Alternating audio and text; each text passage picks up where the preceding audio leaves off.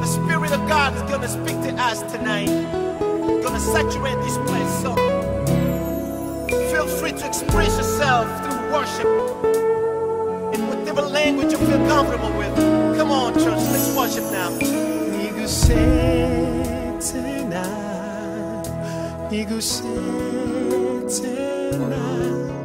Inaomba Baba uniguse tena, niguse tena. Bwana asifiwe. Kama andika aina mbalimbali za vifungo vilivyowafunga watu waliokoka na ambao hawajaokoka. Sasa nikianza kufundisha utajua umefungwa kwenye kifungo gani. Unaweza kuwa hujafungwa eneo fulani lakini wengine umefungwa. Wengine wako wamefungwa baadhi. Wengine vifungo, vingine vimekuachia, vingine bado. Wakorintho wa pili sura ya kwanza mstari wa 9 na wa 10 nasoma kwa jina la Yesu. Kwa Mungu anasema, "Na sisi wenyewe tulikuwa na hukumu ya mauti katika nafsi zetu, ili tusitumainie nafsi zetu, bali tumtumainie Mungu awafufuaye wafu." Mstari wa 10 sasa. "Aliyetuokoa sisi katika mauti kuu namna ile, tena atatuokoa na ambaye tunamtumaini kwamba atazidi kutuokoa." Hapo kuna vitu kadhaa. Aliyetuokoa, anayetuokoa na atakayetuokoa. Bwana ukiokoka, sasa hivi umeshaokoka, umeshaokolewa. Ila ukiokoka unachopokea ni uokovu, sio Mungu aondoe vifungo. Nisikilize vizuri. Ukiokoka kinachookolewa ni roho yako. Nafsi yako na mwili wako unabaki vile vile. Kama ulikuwa ni maskini unabaki kuwa maskini vile vile. Siku ya kwanza mtu anayeokoka, kama alikuwa na ukimwi anabaki na ukimwi kawaida. Kama alikuwa na malaria inabaki kawaida. Kama mtu akishaokoka, ile siku anasema sana atambo hiyo kwenye semina, kwenye mikutano, mambo tabia zake zinabaki vile vile. Kinachookolewa sana mtu anaokoka ni roho yake tu. Lakini nafsi ya mtu inabaki vile vile. Mwili wa mtu unabaki vile vile. Kwa maana kama mtu ana ugonjwa, hata kisha la toba anabaki akiumwa. Maana yake nini? Mungu ashughuliki na mwili sahihi. Ile mtu anaokoka wala ashughuliki na nafsi. Mungu sana mtu anaokoka anashughulika na roho. Bwana sifu. Watu wakishaokoka kuna kazi ya kuwafungua. Mwambie alituokoa. Mwambie alituokoa. Tena tunamtumaini atazidi kutuokoa. Narudia tena. Kuna mtu akishaokoka anajua kila kitu kimeisha. Na anaongea na watu. Yaani kuna mtu kuna andiko linasema hivi, ukishaokoka unakuwa kiumbe kipya. Ya kale yote yamepita. Yamekuwa mapya. Kuna makanisa yanatumia hilo andiko. Ni Wakorintho wa pili sura ya 5 mstari wa 17. Na wanafundisha kabisa kwamba ukishaokoka kila kitu kimekuwa kipya. Ila tuulizane, ni ukweli kinakuwa kipya kila kitu? Wala mtu akiokoka kama alikuwa anakaa nyumba ya kupanga anaendelea kupanga, kila kitu kimekuwa kipya? Wala mtu aliokoka kama alikuwa anaumwa akiokoka, mbona bado anaendelea kuumwa mpaka aombe tena na ugonjwa uondoke? Habari ya kuokoka ni habari nyingine. Habari ya kufunguliwa, habari ya kuponywa ni kitu kingine. Saa ya kuokoka Mungu anashughulika na roho ya mtu. Maana roho ndio inayoabudu. Inasema watamwabudu Baba katika roho na kweli.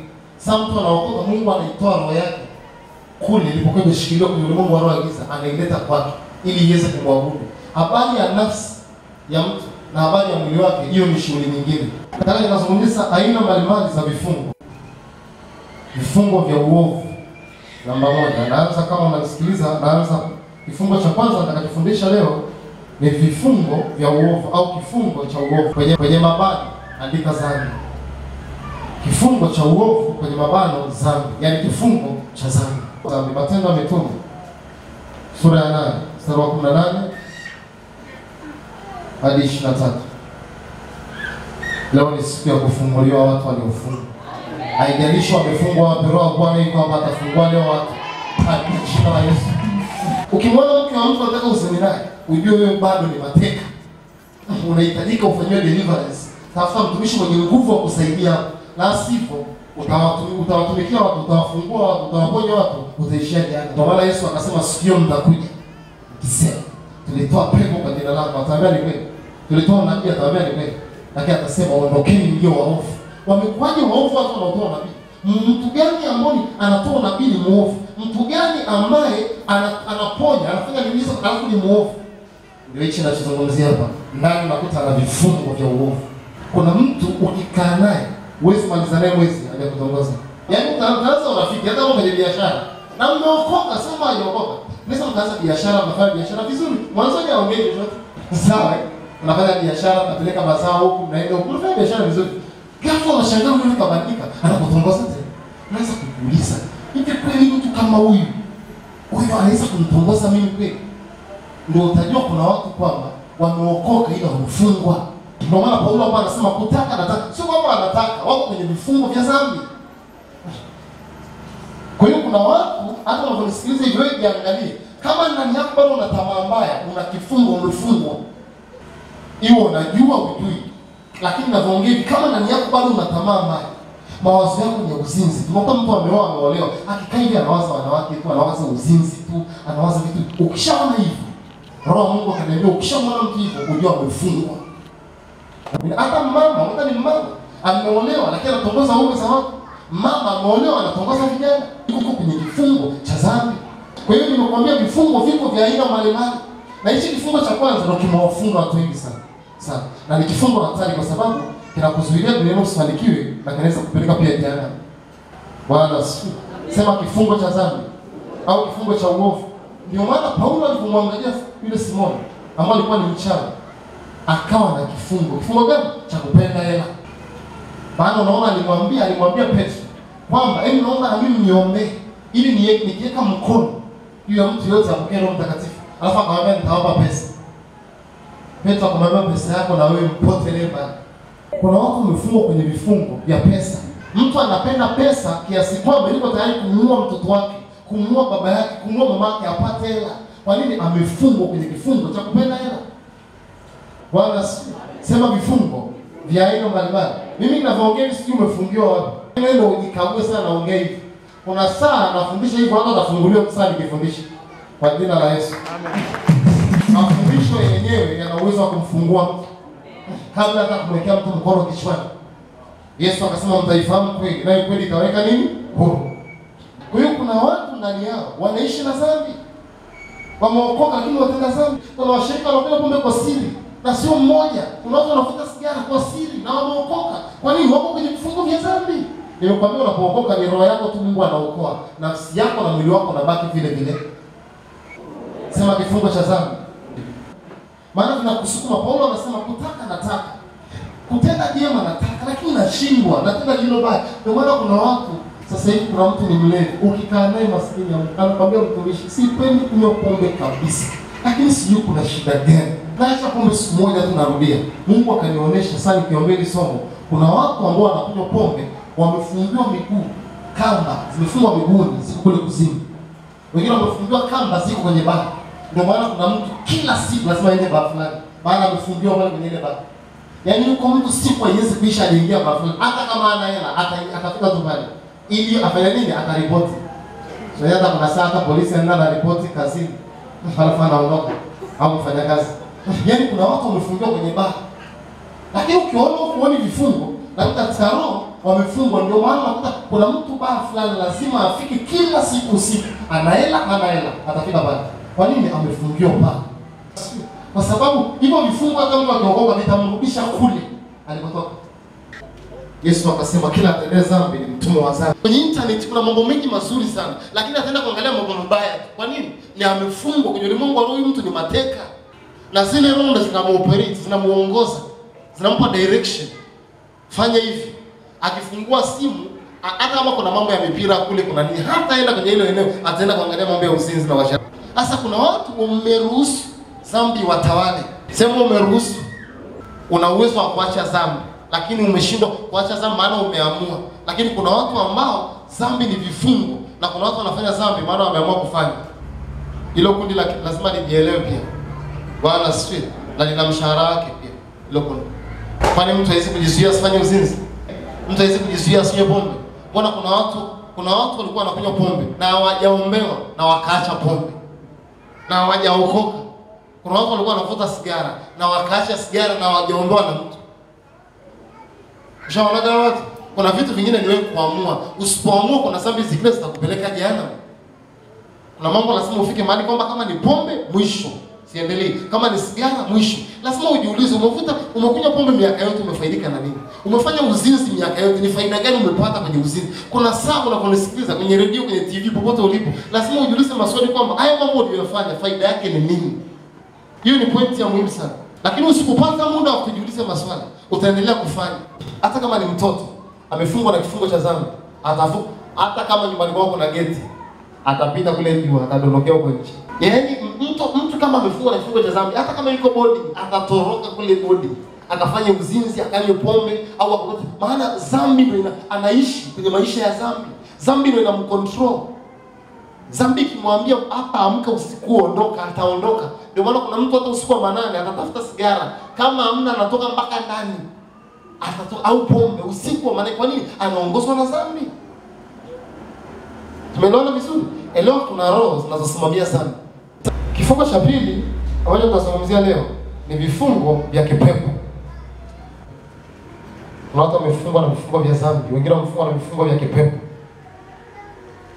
Ukisoma pale Paulo hakusema kuna pepo iko ndani yangu. Alisema kuna dhambi iko ndani yangu. Kuna tofauti ya pepo na dhambi. Luka sura ya 13 mstari wa 11 hadi 14 kwa jina la Yesu. Nasoma. Nasema hivi. Na tazama, palikuwa na mwanamke aliyekuwa na pepo wa udhaifu muda wa miaka 18. Sema pepo wa udhaifu. Naye amepinda, hawezi kujinyoosha kabisa. Mstari wa 12. Yesu alipomuona alimuita, akamwambia, mama, umefunguliwa katika udhaifu wako. Ina maana huyu mtu amefanya nini? Amefungwa. Asingesema umefanya nini? Umefunguliwa. Huyu mtu ana miaka 18, amepinda. Hebu sikiza hapa kidogo. Mtu ana miaka 18, anatembea na mwana na kibiongo hivi, kumbe ni pepo liko ndani yake. Biblia inasema alikuwa na pepo wa udhaifu. Kwa hiyo ndani yake miaka 18 anatembea na kibiongo, tunaona na kibiongo, kumbe ni pepo amemfanya vile. Hivyo kuna watu wana miaka 18 ni maskini, maana wamefungwa kwenye vifungo vya kipepo vya umaskini. Kuna watu wana miaka zaidi ya 20, anajenga nyumba aishi. Kuna mtu ana miaka 18, habadiliki kitabia, iko vile vile, maana amefungwa kwenye vifungo vya kipepo. Kama pepo ana uwezo wa kumfunga mtu, kumpindisha mtu mgongo, atashindwa kupindisha maisha ya mtu. Hapa ni miaka 18. Kuna mtu unakuta anajenga nyumba, ana miaka karibu 30 haiishi mpaka anakufa. Watoto wake wanakuja wanakufa, nyumba haiishi, amefungwa kwenye vifungo vya kipepo. Wenzake anajenga nyumba ya kwanza, ya pili, ya 7 inaisha. Yeye ana nyumba moja haiishi. Room moja, ana room mbili mwingine. Anajenga kiselfa akiishi miaka na miaka. Kwa nini? Unakuta kama vifungo kwenye vifungo vya nini? Vya kipepo. Hapa nasoma huyo alikuwa amefungwa miaka mingapi? Kuna Yesu akasema umefunguliwa. Ina maana Yesu asingekuja, yule mtu angekufa kwa vile. Kuna watu wameona umuhimu sana wa watumishi, lakini kuna mahali mtumishi asipokuja mwenye nguvu, utakufa na yale ulionayo. Yesu asingetoka. Huyu mtu ana miaka 18, hii ni kifungo. Bado miaka mingine hajazungumziwa. Na watumishi walikuwepo ila hawaweza kumfungua mpaka Yesu alipokuja. Kuna mahali ukifungwa, hata kama kuna watumishi wengine wale neema hawawezi kukufungua mpaka aje mwenye neema kukufungua. Kipindi cha Yesu watumishi walikuwepo. Yesu anazaliwa alikuta watumishi, lakini hawakuweza kumfungua. Alafu kitu cha ajabu kilichoendelea. Kuna kitu cha ajabu sana. Hiyo Luka sura ya 13 mstari wa 11 naendelea. Nimekwambia ni 11 mpaka 14, si ndio? Mstari wa 13. Biblia inasema akamwekea mikono yake juu yake, naye akanyoka, mara hiyo akamtukuza Mungu. Kuna mtu ni mpaka umwekee mkono ndo anafunguka. Kuna mwingine hata usipomwekea mkono anafunguka. Lakini nataka uone mstari wa 14. Basi mkuu wa sinagogi alikasirika kwa sababu Yesu amemponya mtu siku ya Sabato. Kuna watu tukiwafungua watu wanachukia.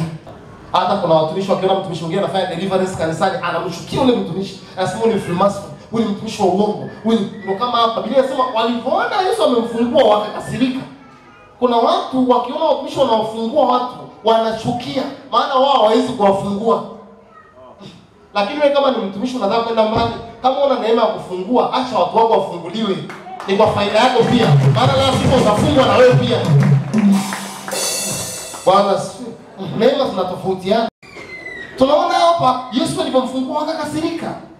Alafu Biblia inasema ni mkuu wa sinagogi, ni watumishi, maana yake ni mtu alikuwa anasimamia kanisa, ndio alikasirika.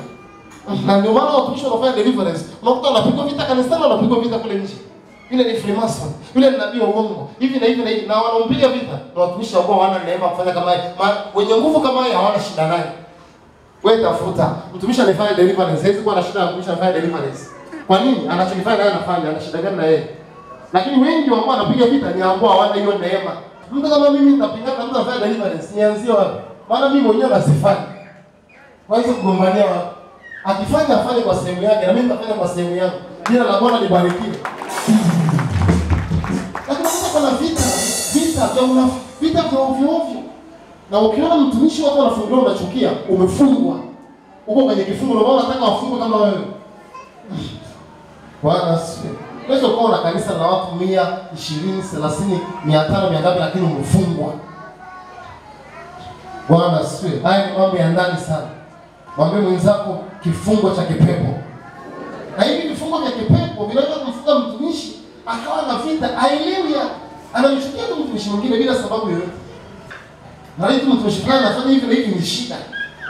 Hatuna shida na unabii, tuna shida na roho inayotoa unabii.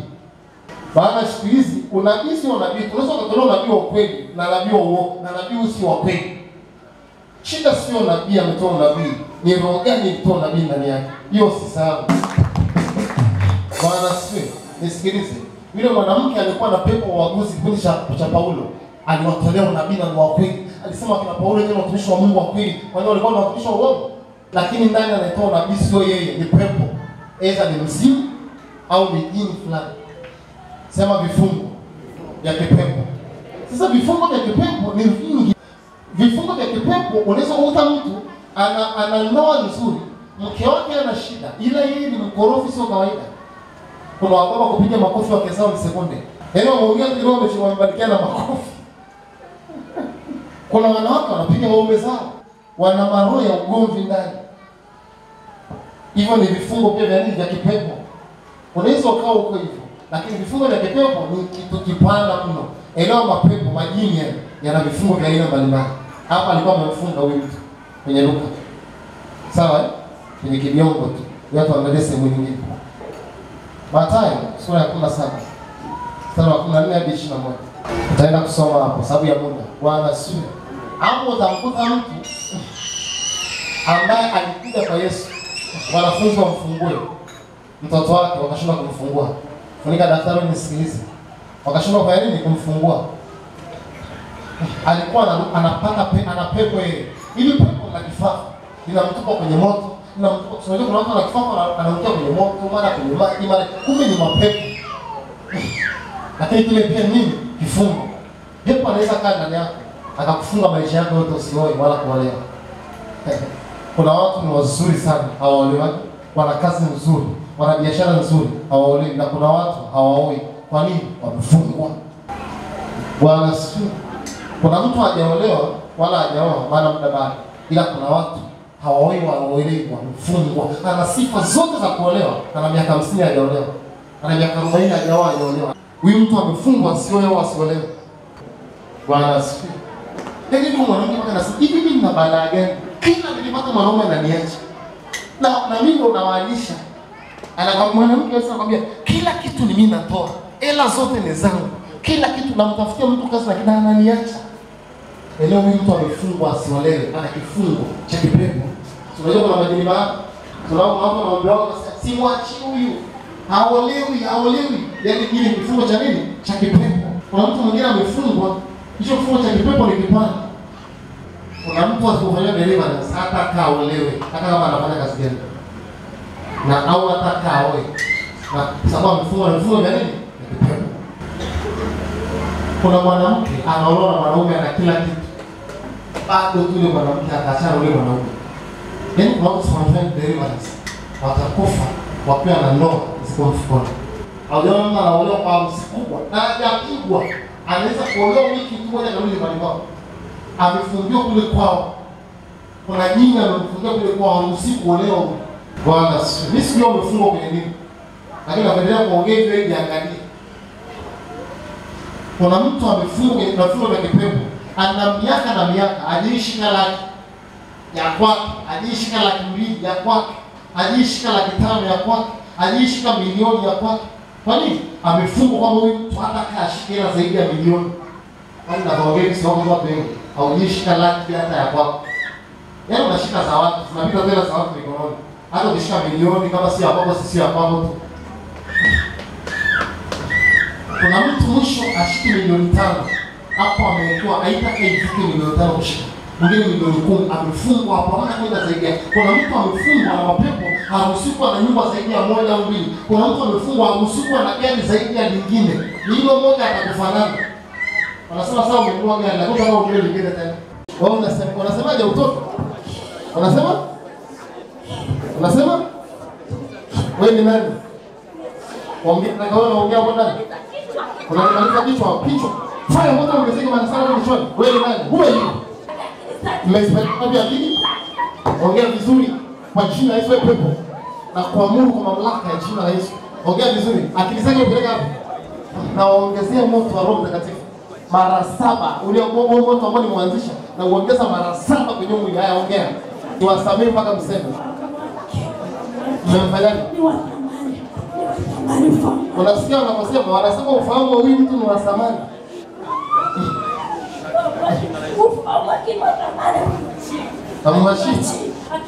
Ufahamu wake mnaofanyia kazi gani? Ufahamu wake polia.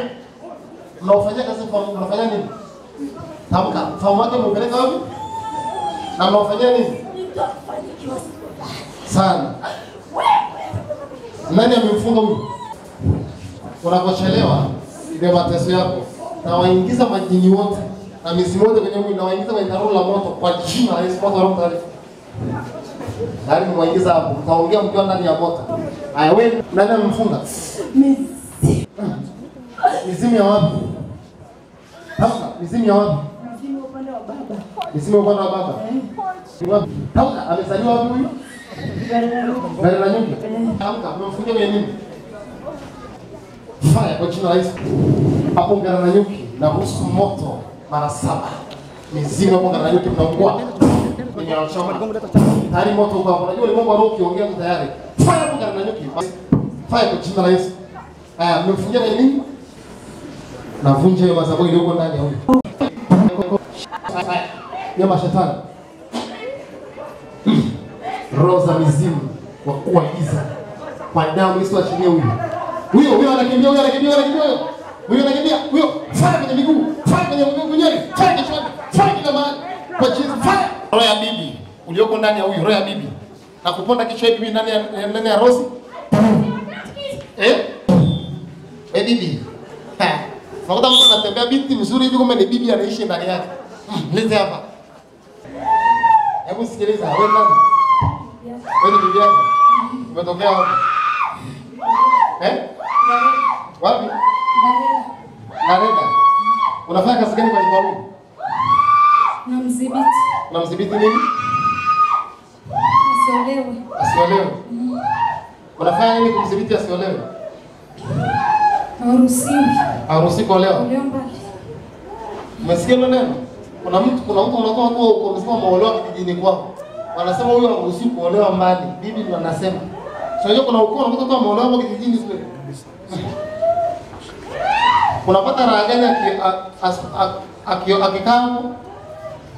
Unapata raha gani akiolewa?